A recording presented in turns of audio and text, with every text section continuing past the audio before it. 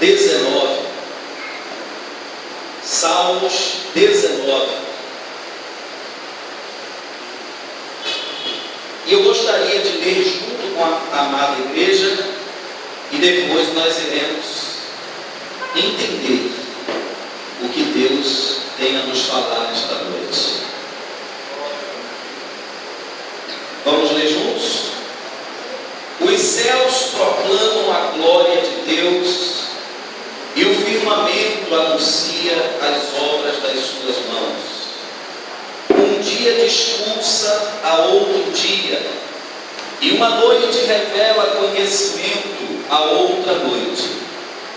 Não há linguagem, nem palavras, e deles não se ouve nenhum som. No entanto, por toda a terra se faz ouvir a sua voz, e as suas palavras até os confins do mundo. Aí pôs uma tenda para o sol, o qual, como noivo que sai dos seus aposentos, se regozija como herói a percorrer o seu caminho. Principia numa extremidade dos céus, e até a outra vai o seu percurso, e nada refoge ao seu calor. A lei do Senhor é perfeita e restaura a alma. O testemunho do Senhor é fiel e dá sabedoria aos simples. Os preceitos do Senhor são retos e alegram o coração. O mandamento do Senhor é puro e ilumina os olhos. O temor do Senhor é límpido e permanece para sempre. Os juízos do Senhor são verdadeiros e todos igualmente justos. São mais desejáveis do que o ouro, e mais do que muito ouro depurado. São mais doces do que o mel e o destilar dos favos. Além disso, por eles se admoesta o teu povo, o teu servo, em os guardar a grande recompensa.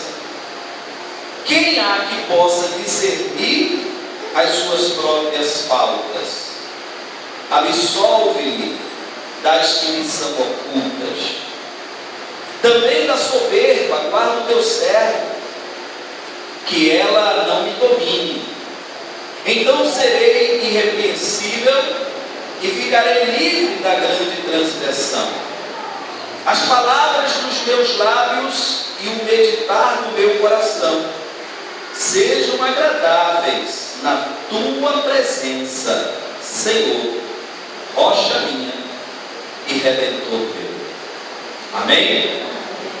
Queridos, ao meditarmos neste texto do Salmo 19, que é o Salmo de Davi, nós podemos perceber que o salmista, ele está proclamando a glória de Deus. Ele está ressaltando a glória de Deus.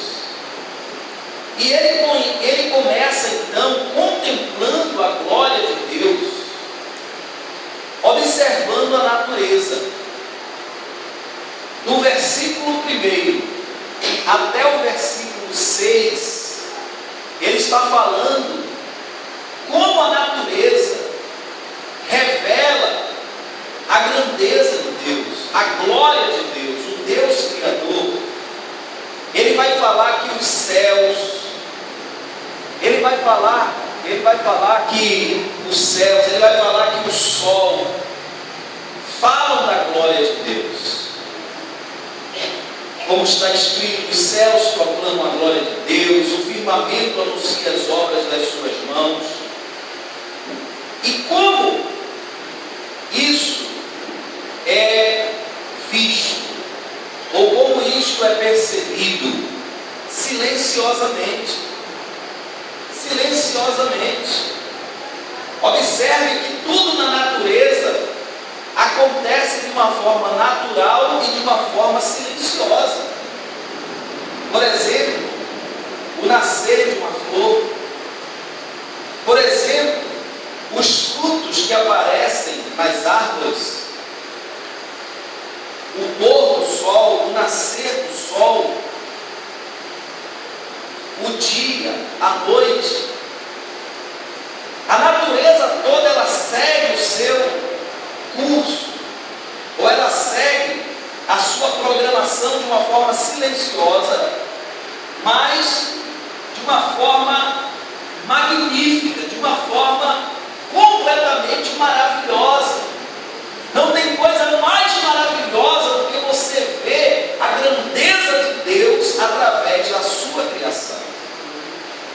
Inclusive, existem 3 formas de Deus se revelar ao homem. E as formas principais de Deus se revelar ao homem, primeiro, é pela sua criação. Segundo, é pela sua palavra.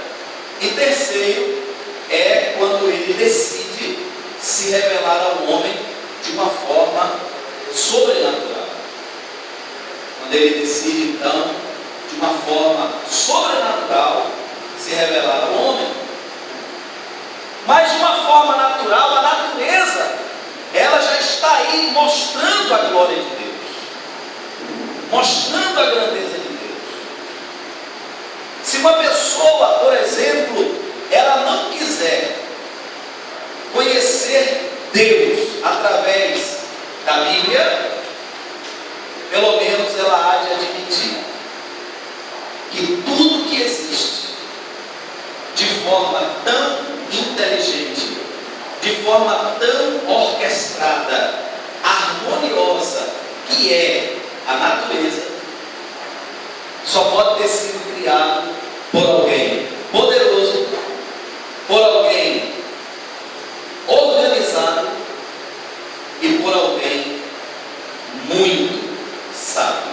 Amém. Porque Deus, ele é tudo isso. Deus é poderoso, Deus, ele é organizado e ele é sábio. Uma explosão não poderia criar tudo que nós vemos na natureza.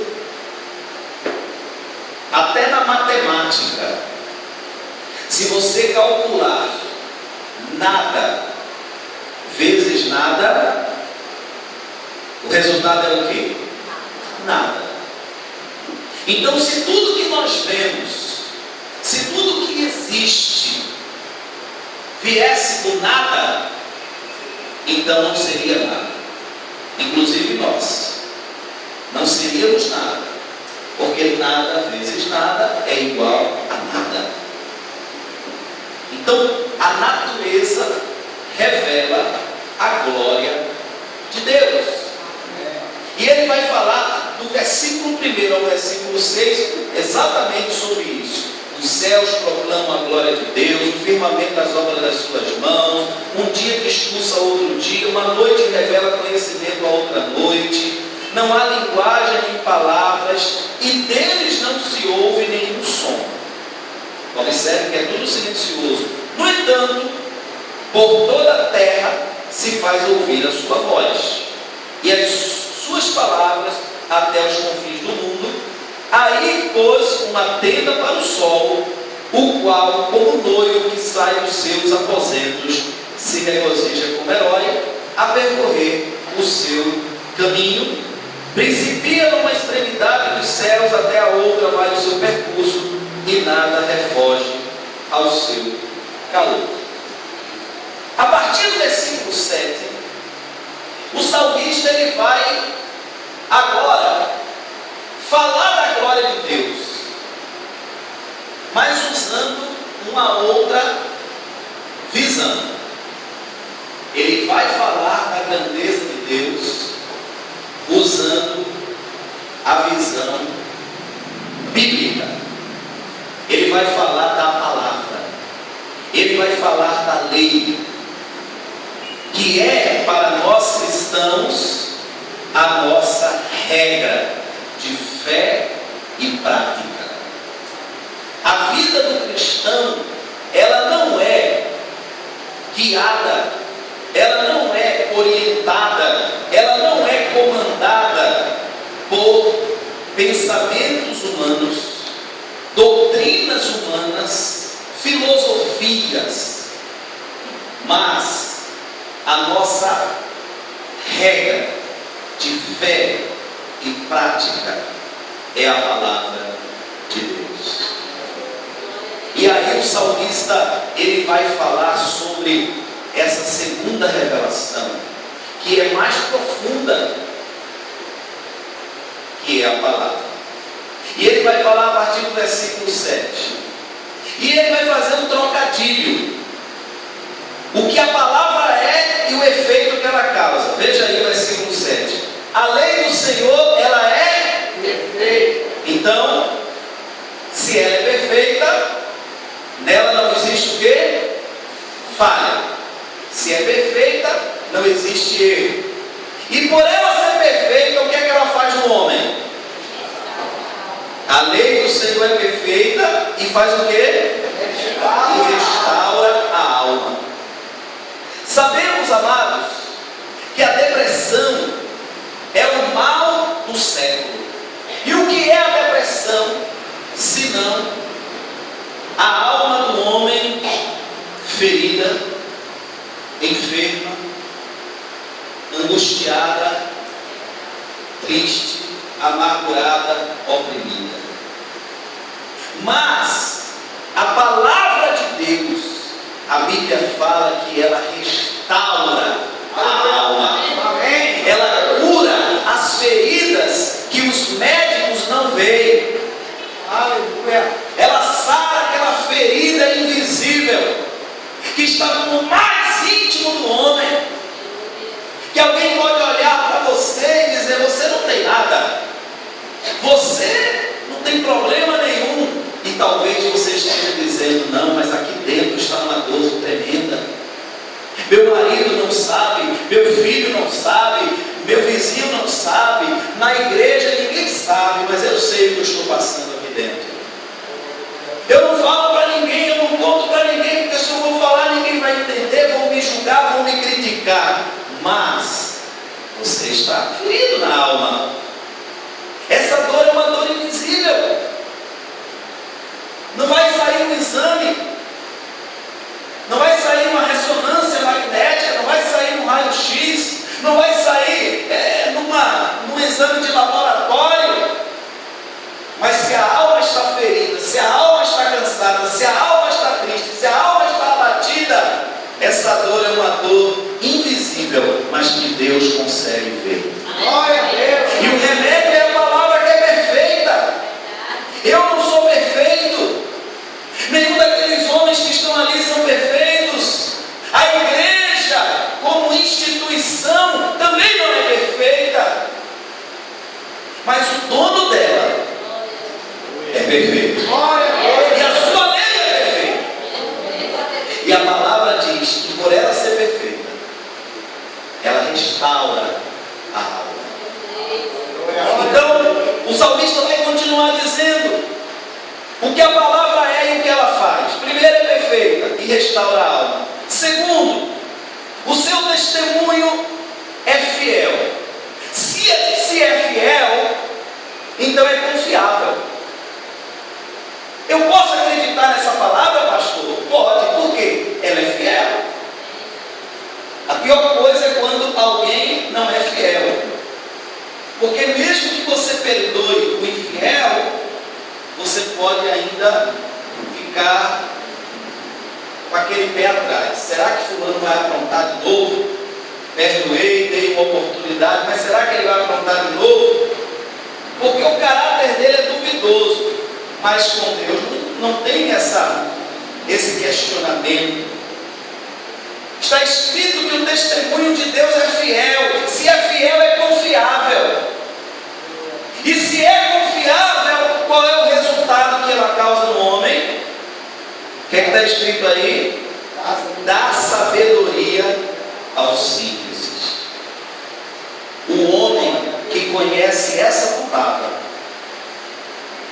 pode ser simples ou símplice, mas ele se torna sábio.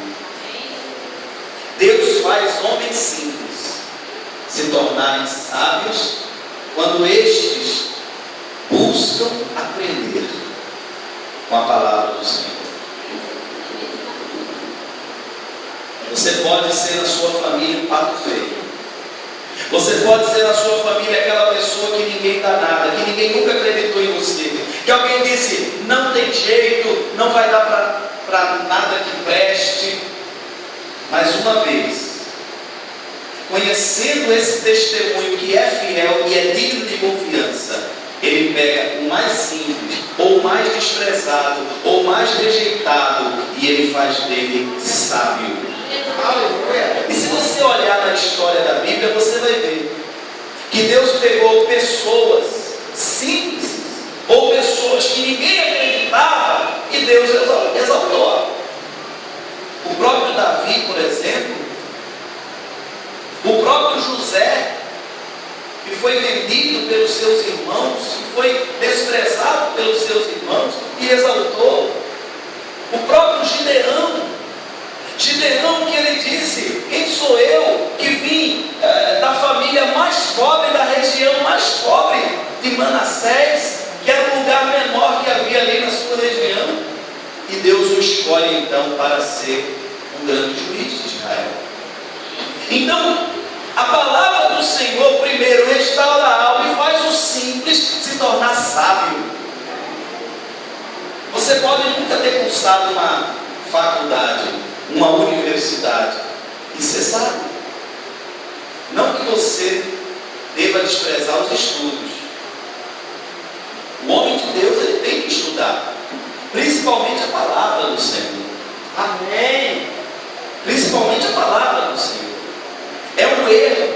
A palavra de Deus diz, o próprio Jesus disse, errais, não conhecendo as Escrituras e o poder de Deus. O crente que não estuda a palavra, no mínimo, ele é preguiçoso. Porque nós temos que estudar. Se você não estuda, você não aprende. Mas se interessa pela palavra. Nós temos na nossa igreja cultos de doutrina. Nós temos na nossa igreja cultos de escola bíblica, de ensino da palavra de Deus. Quando se marca um culto de oração, quando se marca um culto com uma proposta de vitória, de conquista, ou de muito louvor, de alegria, normalmente esses movimentos tendem a encher e superlotar. Fez festa na igreja, aparece gente de todo lado. Mas você quer ver os sábios?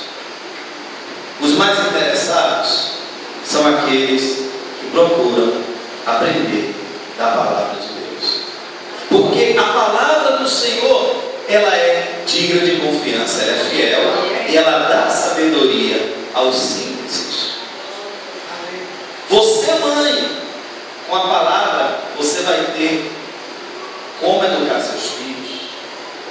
Você, pai, pela palavra, vai ter o manual, o padrão de Deus para educar sua família. Você, patrão, vai ter com a palavra de Deus material suficiente para saber conduzir a sua empresa, o seu casamento, as suas finanças, como você deve cuidar da saúde, como você trata dos assuntos mais delicados na área da sexualidade, na área da psicologia. Através da Bíblia você tem uma lente pela qual você consegue enxergar o mundo por uma outra perspectiva ou por uma outra visão. Uma coisa é eu olhar para o mundo com a minha visão natural, outra coisa é eu olhar para o mundo por uma perspectiva bíblica. Porque quando você olha para o mundo com a perspectiva bíblica, você entende tudo o que está acontecendo. E você sabe que muitas coisas que estão acontecendo, o porquê que estão acontecendo. Porque você conhece a palavra, e a palavra abre o entendimento, ela dá sabedoria aos simples. Então pergunta ao seu irmão que está aí do seu lado, se você quer ser sábio. Pergunta a ele se ele quer ser sábio. Então estude a palavra, porque ela é digna de confiança. Amém? Amém. A palavra do Senhor é fiel e ela dá sabedoria aos simples. Verso 8: os preceitos do Senhor são retos. E o que é que ele faz? Alegra o coração. A palavra do Senhor é reta. O que quer dizer isso? Não tem desvios, não tem meio termo, não tem contradição, não tem erro. Meu irmão, minha irmã, na palavra de Deus há retidão. O Senhor Jesus disse: sim é sim, não é não. Na palavra de Deus não existe mais ou menos. Jesus falou: seja o vosso falar sim, sim, e seja o vosso falar não, não. Então é reto. E Deus, sendo reto, Ele não trabalha em coisas duvidosas. Deus, sendo reto, Ele não trabalha em coisas corruptas. Deus, sendo reto, Ele não trabalha em coisas obscuras, mas Ele trabalha com retidão. Quer prosperar? Ande na retidão. Quer vencer? Seja reto, seja honesto, e você vai ter alegria. Está escrito: os preceitos do Senhor são retos e alegram o coração. Alegram. Quando você anda na retidão, Deus te alegra. O mandamento do Senhor é puro. Outra característica da palavra: pureza. Não existe impureza, não existe nada sujo. E o que ela faz na vida do crente? Ilumina os olhos. Você já ouviu um ditado que diz: o pior cego é aquele que tem as vistas, mas não consegue ver? E quantos cristãos estão assim, com a sua visão escurecida, limitada? Quantos cristãos não têm conseguido enxergar além? A sua visão tem sido limitada. Por quê? Porque não tem buscado na palavra a sua pureza. Sansão, quando ele estava obedecendo a palavra do Senhor, ele era forte. Quando ele se desviou da palavra do Senhor, e ele quebrou então o voto que ele tinha com Deus, porque a força de Sansão não estava no cabelo, a força de Sansão estava na obediência. Ele não podia cortar o cabelo porque havia um voto do narizeado, que consistia em não cortar o cabelo, mas não era só cortar cabelo. Além de não cortar o cabelo, não podia beber vinho nem bebida forte. Além de não beber vinho nem bebida forte, não podia se envolver casar-se com mulher estrangeira. E além de não poder casar com mulher estrangeira, não podia tocar em cadáver, em coisa impura. E Sansão transgrediu tudo isso. Sansão casou com estrangeira. Sansão, ele tocou em cadáver quando ele comeu aquele mel que estava no leão morto. Irmão, quando nós perdemos a pureza da palavra, a gente vai buscar doçura naquilo que é contaminado. Quando a gente perde a pureza da palavra, a a gente vai buscar prazer nas coisas condenáveis a Deus. A quebra da aliança com Deus leva o homem a buscar prazer nas coisas imundas. E isso não traz alegria. Isso traz tristeza. Alegria é você estar na palavra de Deus, andar na pureza da palavra. Você tem alegria, saber que Deus está com você, saber que Deus ouve a sua oração, saber que por onde você anda Deus está contigo, saber que nada te condena, saber que nada te acusa, saber que nada há que possa impedir que Deus esteja na tua vida. Isso é a maior alegria. Você pode estar até passando por uma luta, você pode estar até passando por uma tribulação, você pode estar até passando por uma prova, mas você sabe que não vai durar muito tempo, porque você está andando na pureza da palavra, e a alegria de Deus não sai do seu coração, mesmo nos momentos difíceis. Glória a Deus. Às vezes a gente pensa que Deus só está conosco quando tudo está bem. Mas quando nós estamos seguindo essa palavra que é pura, os nossos olhos se abrem. Sansão, ele, quando caiu, pecou, perdeu a visão, cegaram ele. E depois que ele estava cego, mesmo a força voltando para ele, ele já não poderia ser mais quem ele era antes. A pureza da palavra de Deus, irmãos, abre os nossos olhos. A pureza da palavra de Deus abre a nossa visão. Se nós quisermos ter uma visão além dessa visão natural, temos que observar a pureza da palavra. Verso 9: o temor do Senhor é límpido, é claro, não é? É transparente. Amém, Jesus? E ele faz o que no homem? E ele faz o que? Então não é uma coisa instável, né? Não é uma coisa passageira. Não é aquela alegria que você só vai sentir quando está no culto. Tem irmãos que vêm para o culto, não é? Se alegram, que bênção, o culto hoje foi maravilhoso. Cantei, pulei e dancei, tudo na presença de Deus, e foi bênção, e dei muita glória, muito aleluia, foi maravilhoso. Mas quando chega em casa, quando sai da igreja, aquela euforia, aquela emoção acaba, e está lá o irmão triste, cabisbaixo, falando de novo, em derrota.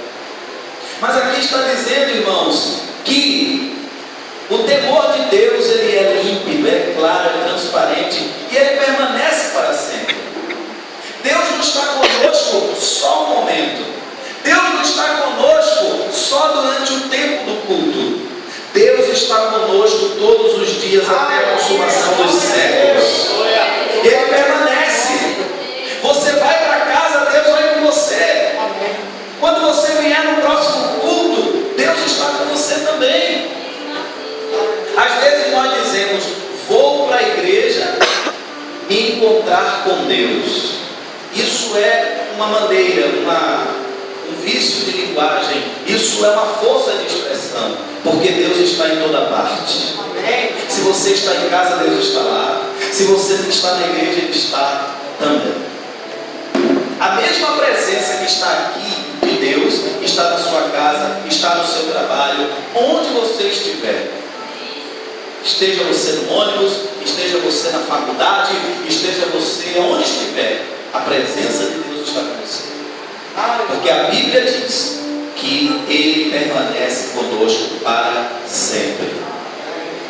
Ele não fica só um pouquinho, não. Ele não fica só um pouquinho, não. Ele fica conosco. E tem mais uma característica da palavra, veja aí ainda no 9: os juízos do Senhor são verdadeiros. Deus não mente para ninguém, viu? Ele é verdadeiro. Amém. Nós vivemos num mundo, irmãos, em que às vezes as pessoas mentem para as outras para não ofender, para não entristecer. Fazem média, e Deus não faz média com o homem. Amém. Deus diz o que o homem precisa ouvir. E nem sempre o que Deus vai falar conosco é aquilo que nós queremos ouvir, mas é aquilo que nós precisamos. Porque a palavra dele é verdadeira. E tem um ditado que diz que verdade dói, mas liberta. Conhecereis a verdade e ela nos libertará. Amém. Eu tenho ensinado para os irmãos da nossa igreja, pastor, que amor não é romantismo. Tem cristão que confunde amor com romantismo. Então pensa que amor de Deus é beijinho para lá, beijinho para cá, só love. Amor não é romantismo. Amor inclui afeto. Então quem é mãe ou pai aqui? Levanta a mão. Você tem hora que pega seu filho, abraça, não abraça? Beija, não beija? Acaricia. Se é pequeno, põe para dormir, põe no colo, não é assim? Mas quando faz malcriação, quando desobedece, a mamãe e o papai sabem também dar o acocho. Não sabe?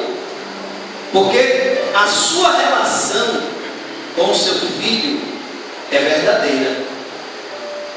O verdadeiro amigo não é aquele que vai dizer sim para tudo que você fizer.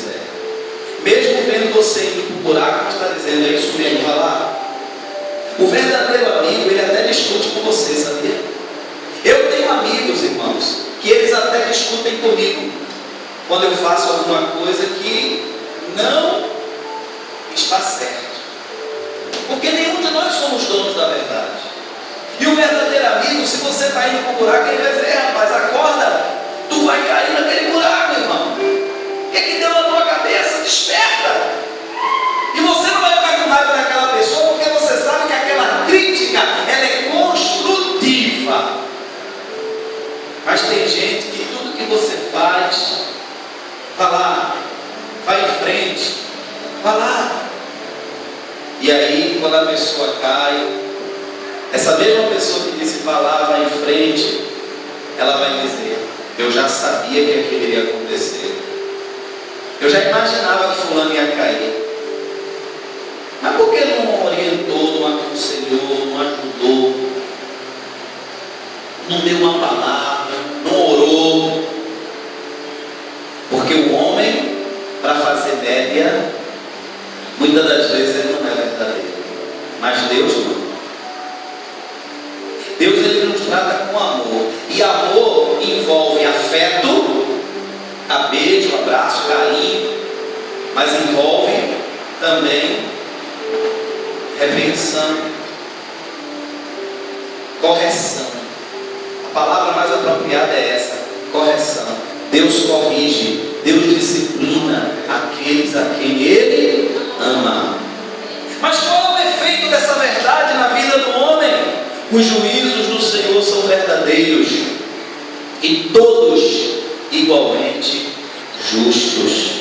Deus trabalha com justiça. Deus nunca vai deixar o servo dele prejudicado. Aleluia. Você pode passar por o que for, meu irmão, mas Deus não deixa você prejudicado. Ele é verdadeiro. Quando ele tem que chamar, ele chama. Quando ele tem que falar, ele fala. Mas na hora de abençoar, ele abençoa, porque ele é justo. Ele é verdadeiro, meu irmão. E eu vejo crentes tendo uma ideia errada de justiça. Você já percebeu que tem crente que só fala de justiça quando é coisa ruim? Alguém fez uma coisa errada, coincidência ou não, veio a rebordosa. Aí alguém vai dizer, é Deus fazendo justiça, porque aquele irmão fez isso e aquilo. Vai logo acusando, né? Quer dizer que a justiça de Deus é só na hora que o fulaninho errou e caiu, quebrou a perna, fulaninho errou, caiu e aconteceu uma coisa ruim. Olha, Deus está fazendo justiça, como se fosse um Deus carrasco, né? Como se fosse um Deus que vingativo, né, irmãos? Se a gente pensar na justiça de Deus para alguém, você, meu irmão, recebeu uma bênção que há muito tempo você vinha chorando, derramando lágrimas, chorando calado, sem ninguém ver, orando pelas madrugadas, jejuando sem ninguém ver. De repente aquela bênção vem. Isso não é justiça de Deus, não. Você não saiu por aí tocando trombeta, nem fazendo nada para o homem ver, mas Deus estava vendo. Seu filho se converte, mãe. Não é justiça de Deus, não, pelas lágrimas derramadas, pelo joelho no chão ali, o jejum e a oração. Quantas vezes a senhora veio para a igreja clamando: Senhor, salva a minha casa, salva a minha família. Leia lá Lucas 18, naquela passagem do juiz iníquo, que você vai ver falando um novo conceito de justiça. Uma mulher que estava ali na porta do juiz: julga minha causa, e parecia que aquilo nunca iria acontecer. Mas de repente aquele homem que não teme a Deus e que não respeita ninguém diz: eu não temo a Deus, não respeito a homem algum, mas já que essa mulher está me importunando tanto, eu julgarei a sua causa. E então atendeu o que ela havia pedido. A bênção veio com juros e correção monetária. E Jesus fala: Deus depressa fará justiça aos seus escolhidos, que a Ele clamam dia e noite, embora pareça demorado em defendê-los. Quando Ele diz que Ele é justo, meu irmão, Ele está dizendo: persevere, não desista. Pode estar doendo, pode estar sendo difícil para você, mas eu ainda estou no controle de tudo. E eu vou fazer justiça na sua vida. Glória a Deus. Não desista do seu casamento. Não desista dos seus filhos. Não desista do seu sonho, meu irmão e minha irmã. Porque Deus é justo. E a justiça se aplica para o bem. Quando você vê alguém vencendo, você não sabe por que aquela pessoa está vencendo, e você diz: meu Deus, por que tudo está acontecendo na vida daquela pessoa? Você não sabe, mas a justiça de Deus está sendo derramada ali. Porque quando Ele decide abençoar, não há quem possa impedir. Não há homens, não há demônios, não há inferno. Os juízos do Senhor são verdadeiros e todos igualmente justos. Diga assim: Deus é justo. Deus é justo. Olha para o teu irmão e diga: Deus vai fazer justiça na tua vida. Em nome de Jesus.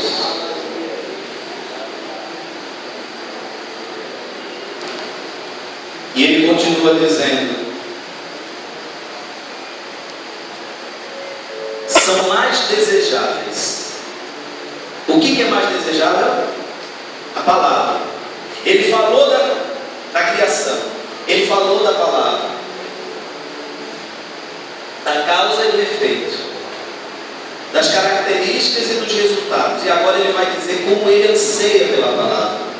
Meu irmão, quando o salmista Davi fala que da maneira que ele desejava a palavra, é a maneira que eu e você devemos desejar. Veja como Davi desejava a palavra. Ele diz: são mais desejáveis do que o ouro, mais do que muito ouro depurado. Amigos, quando é data de pagamentos, você vai numa casa lotérica, ou você vai na fila de um banco, pega a senha para ser atendido, e você fica um tempão ali, não fica? Aquela fila, as pessoas todas querendo receber o seu salário, seu pagamento. Todo mundo está correndo atrás do seu vintém, do seu conto de réis, do seu dinheiro, do seu tesouro, do seu ouro. O trabalhador trabalha o mês inteiro, sabendo que vai chegar o dia do seu pagamento. E sobre essa necessidade de receber o seu dinheiro, ele até faz seus projetos. Ele faz um investimento, ou ele compra algo para ir pagando, e ele conta com aquele dinheiro para poder pagar as suas contas. Não é assim? E ele fica desejando receber. E quando a pessoa não tem salário, quando o homem está desempregado, como é que ele fica? Limitado, ele diz: eu estou sem trabalho agora, não posso nem planejar, porque se eu planejar algo, eu não tenho certeza do que eu vou receber, não tem nada certo, minha vida está incerta, então ela para muita coisa. Então Davi disse que a palavra de Deus para ele era mais desejável do que o ouro, ou do que o que ele podia juntar, ou do que ele podia adquirir.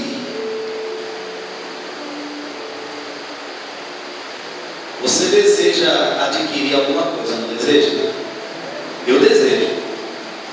Você deseja conquistar algo na vida, não deseja? Eu também desejo. Mas o salmista está dizendo que nós temos que desejar a palavra do Senhor mais do que o homem corre atrás das riquezas deste mundo. Porque o Senhor Jesus disse que a riqueza desse mundo o ladrão rouba, a traça come, a ferrugem destrói. Nós temos, irmãos, que desejar a palavra de Deus. Aleluia! Mas não fica sem resposta não, ele vai dizer mais aqui. E ainda no versículo 10, ele diz: são mais doces do que o mel e o destilado dos favos. Irmãos, talvez você não entenda muito, porque a Bíblia, ela usa muita linguagem da cultura dos povos aonde a palavra foi escrita. Você sabe por que o salmista ele colocou esse termo, são mais doces que o mel? É porque na cultura judaica, uma criança, quando ela estava aprendendo a ler, a mãe, para estimular o aprendizado da criança, ela fazia algo para recompensá-la. Ela pegava um pão, a massa do pão, e fazia no formato de letras. E aí a mãe ensinando a criança, isso na cultura judaica, a mãe ensinando a criança a ler, colocava-se lá uma palavra, e quando a criança acertava a palavra, ela pegava aquele pão no formato daquela letra, ela molhava no mel e dava para aquela criança comer. Isso era uma forma de incentivá-la a ter gosto pela leitura, pelo aprendizado. Então, quando o salmista diz é mais doce que o mel, ele está dizendo o seguinte: vale a pena mais você se interessar pela palavra do Senhor do que por esse pãozinho molhado no mel que você recebe aí quando acerta qualquer outra palavra desse mundo. Irmãos, e quantas coisas existem hoje que querem te tirar da palavra de Deus? Quanto tempo você perde na frente de um computador? Quanto tempo você perde na frente de uma televisão? Quanto tempo você perde conversando assuntos que não edificam? E quanto tempo você investe, não é perder nem gastar, investe na palavra de Deus? São coisas que nós devemos parar e observar. Temos que gastar tempo sim, investir tempo sim na palavra do Senhor. Amém? E ele diz, versículo 11: além disso,